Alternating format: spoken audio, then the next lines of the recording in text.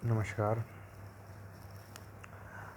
मेरा नाम जो भी है, इस वीडियो की महत्वपूर्णता से ज़्यादा नहीं है। हम जैसा देख रहे हैं कि कोरोना वायरस चल रहा है और कोरोना वायरस के चक्कर में भारत में लगभग 2 महीने से लॉकडाउन है और बाकी अन्य देशों में लगभग 3 महीने का लॉकडाउन हो चुका है। हम ये देख रहे हैं कि हम घर में पड़े हुए हैं, ना हम अपनी गाड़ियों का इस्तेमाल कर रहे हैं, ना फैक्ट्रीज चल रही हैं, ना कंपनीज चल रही हैं, ना लोग मिलने जा रहे हैं, कुछ नहीं। वर्ल्ड हेल्थ ऑर्गेनाइजेशन ऐसा कहता है कि हर साल 14 मिलियन लोग सिर्फ और सिर्फ एयर पोल्यूशन से मर जाते हैं। इसका मतलब ये है कि वाटर पोल्यूशन से, सॉइल पोल्यूशन से, न्यूक्लियर पोल्यूशन से और न जाने कितने कितने मिलियन लोग मर जाते हैं। भारत खुद अरबों रुपया अपनी देश की महत्वपूर्ण नदियों को साफ़ करने में लगा चुका है, फिर भी आज तक हमें कोई परिणाम नहीं मिला।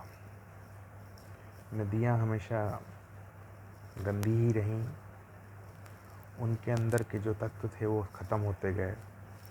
वो इतनी जहरीली हो गई कि यदि कोई इंसान उनका सेवन कर ले, नदी के पानी का, तो उसका देहांत हो जाए। लेकिन लॉकडाउन में क्या हुआ, जैसे कि बहुत सारी फ़ोटोज़ वीडियोज़ देखने में आ रही हैं कि नदियाँ पूरी की पूरी साफ़ हो गई हैं और वो इतनी साफ़ हो गई हैं कि वो पीने लायक हो गई हैं। आप सीधे उनका पानी पी सकते हैं, चाहे वो हरिद्वार की गंगा हो या तो यमुना हो दिल्ली की, या कहीं की भी नदी हो, वो पूर्णतः साफ़ है। और हम अब तक हज़ारों, लाखों, अरबों, करोड़ रुपया लगा चुके थे, सफाई नहीं हो पा रही थी। तो मेरा सजेशन ये है, मेरा मानना ये है कि क्यों ना लॉकडाउन को ही प्रयोग किया जाए इन नदियों को साफ़ करने के लिए।